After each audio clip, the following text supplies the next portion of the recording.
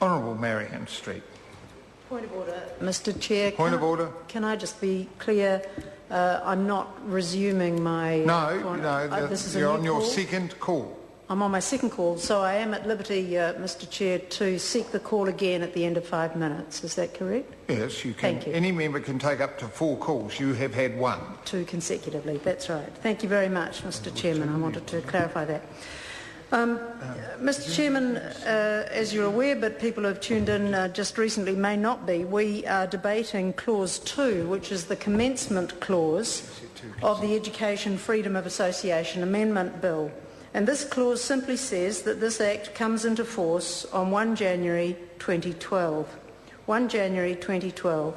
I would like to support the amendment in the name of Rahui Kātini to substitute the words 1 January 2013, but I consider that, Mr. Chairman, to be a lesser position than the one that I would ultimately prefer.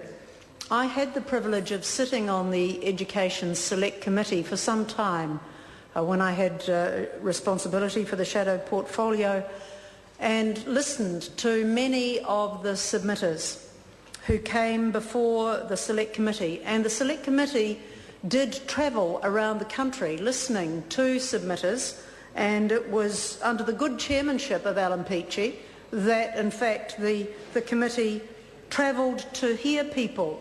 However, we come to the commencement date now, and the fact that the Members' Bill says that it is going to come into force on the 1st of January 2012, which would be, in her original version, 1 year after the date on which it receives the royal assent, but those words have been struck out by the Select Committee.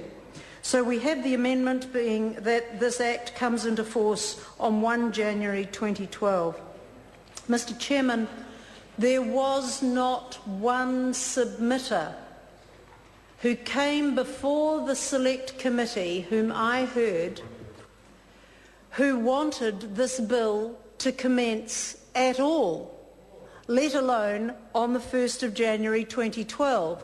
I understand there was one submitter whom I did not hear personally, but there was one submitter or one submission. I'm not sure if the submitter appeared in person, but I understand it was Whetarea Polytechnic, who submitted that they were in favour of this legislation and of making membership of Students' Association voluntary, because they had had a bitter and unpleasant experience of their particular Students' Association.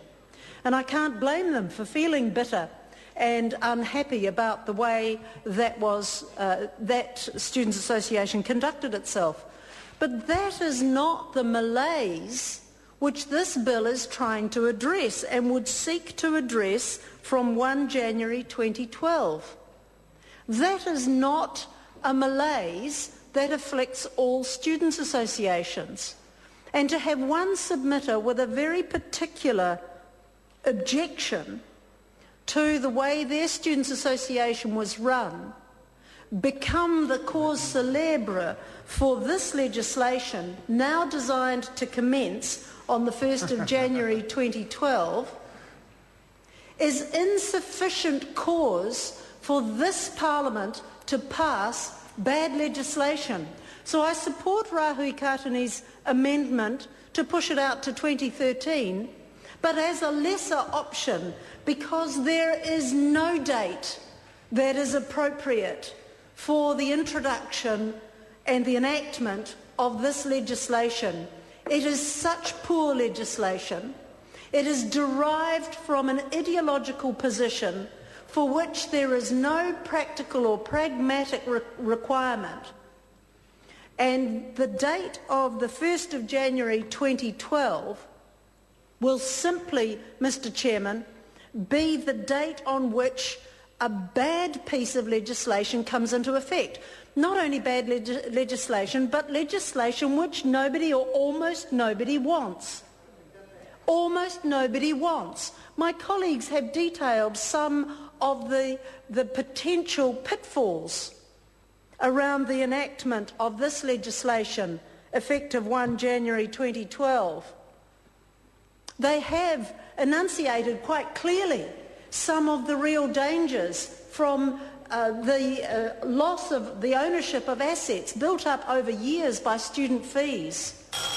Mr. Chairman. Louise Upston. I move that the question